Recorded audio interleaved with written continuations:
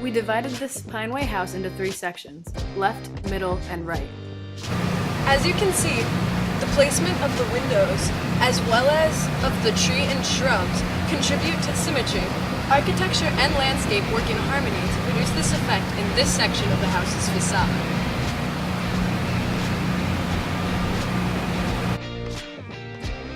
The arched fieldstone porte-cochere adds texture and is what makes this house luxurious and elegant. It is supported by Tuscan columns in the back. On top is a gable dormer which matches the one on the previous section, creating unity.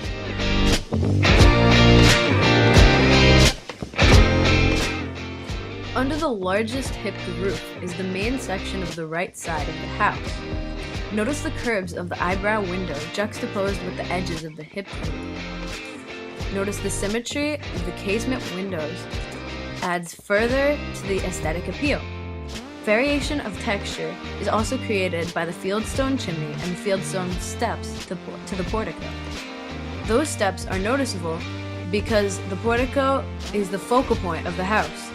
See the equidistant Tuscan columns and the window directly above the portico create a line of symmetry through the middle of the portico. This also creates architectural balance for the section of the house under this main hipped roof.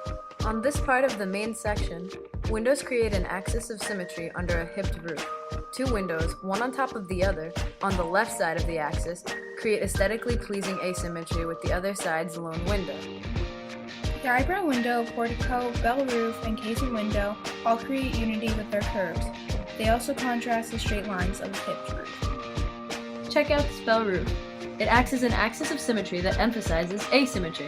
Architectural detail is far busier to the left of it than to the right.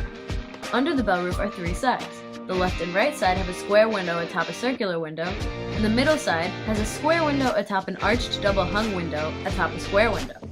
So everything under the bell roof is successfully divided into 3 sides, creating balance and asymmetry. The 3 sides are also unified by the 3 highest square windows. The rightmost hipped roof has less architectural elements, however, the fieldstone creates a variation of texture, and the window above and below the lowest hipped roof creates what little architectural variation exists. To expound on color, there is aesthetically pleasing contrast between the blue shingles and the white trimming and Tuscan columns. The surrounding houses are also very beautiful and architecturally complex. The residents of Pineway are not only linked by the breathtaking houses, but also by the quaint wooden fence that runs throughout the neighborhood. Anything from Tudor style to Victorian is found here.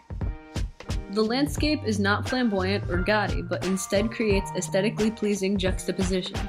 The natural curves of the shrubs, including red barberry, and the semicircle formation of the shrubs on either side of the portico create contrast, nature and natural curves versus the edges of a construction of man.